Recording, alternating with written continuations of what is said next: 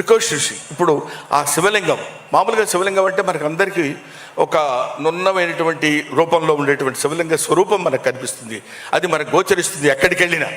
కానీ అడవిలో ఆ నాగసర్పంతో కూడుకున్నటువంటి శివలింగం పెట్టాలనేటువంటి ఆలోచన ఎవరికి వచ్చిందో నాకు తెలియదు, కానీ వాళ్ళకి శిరస్సు వంచి పాదాభివందన చేస్తున్నాను. ఆయన స్వయంభువుడు అంటే ఆయన కదా.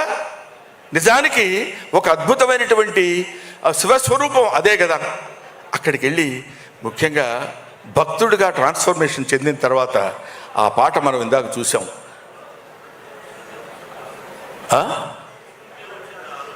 ఇది మేము మాట్లాడుతున్నప్పుడు మీరు డిస్టర్బ్ చేయకండి సార్.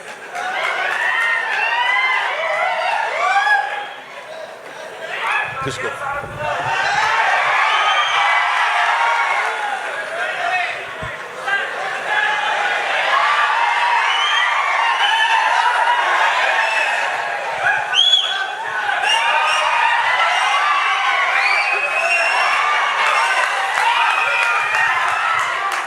అది అటువంటి అంటే ఊరికే జస్ట్ కామెడీ కోసం అలా చేశాను, లేకపోతే ఆయన ఊరుకుంటాడా?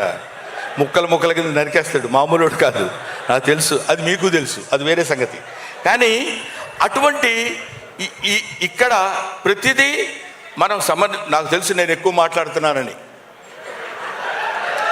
మీరు కూడా ఒక 70-80% ఇంట్రెస్ట్గా వింటున్నారని తెలుసు, ఓ 20% బోరు కొట్టుద్ది, ఏంట్రా పద్యాలు పాటలు చదువుతున్నాడని. కానీ ఇక్కడ చెప్పాల్సినటువంటి బాధ్యత ఉంది కాబట్టి ఈ సినిమాలో నేను యాక్ట్ చేసిన వాడిగా కాకపోయినా సరే శివుడి గురించి చెప్పుకోకుండా ఎవడు ఉంటాడండి? పైగా మన వెంకట్రావు 35 సంవత్సరాల క్రితం వెంకట్రావు గారు, ఎందుకంటే ఎమ్మెల్యే గారు కాబట్టి అలా అనాలి.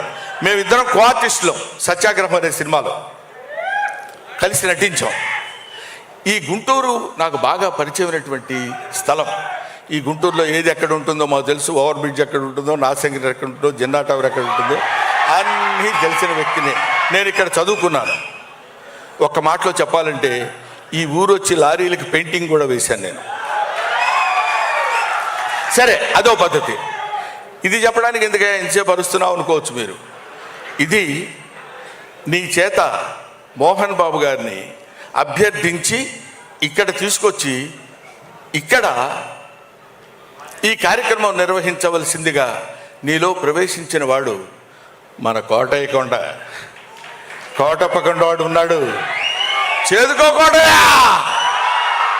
చేదుకోకోటయా అది ఇందాక చెప్పినట్టు హరహర మహాదేవ శంభూ శంకర నమ పార్వతీపతే హరహర మహాదేవ. ఆ తండ్రి తలుచుకుని ఇన్ని రకాలైనటువంటి కారణాల వల్ల మనం ఒక అద్భుతమైన రీతిలో ఈ గుంటూరు ఒక అందమైనటువంటి కళలకి కానాచి గుంటూరు ఈ ప్రదేశంలో ఈ కార్యక్రమం నిర్వహించాలని నిర్దేశించిన వాడు సకల సృష్టి స్థితి లయకారుడైనటువంటి పరమేశ్వరుడు, ఈశ్వరుడు. ఆ ఈశ్వరాజ్ఞ వల్ల ఇక్కడ జరిగింది. అందుకనే మనందరం ఇక్కడికి వచ్చి కూర్చుని ఇంత ఆనందించగలుగుతున్నాం.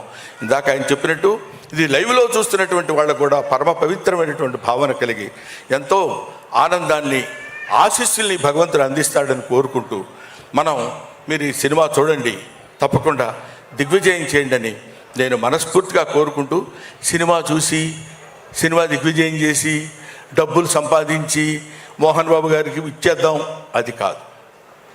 భారతదేశంలో పుట్టినవాడిగా, భక్తుడిగా, శివభక్తుడిగా శివనామస్మరణ చేసుకుంటూ శివుని యొక్క ప్రాశస్త్యాన్ని పొందినటువంటి ఏకైక దేశం భారతదేశం.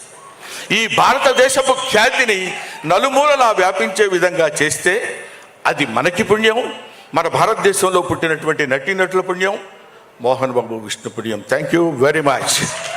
Thank you Brahmanandam garu, thank you so much. It was amazing. ఆయన ఎంతసేపు మాట్లాడినా ఆయన మాటలు వినాలనిపిస్తూనే ఉంటుంది. అఫ్ కోర్స్ ఎంతో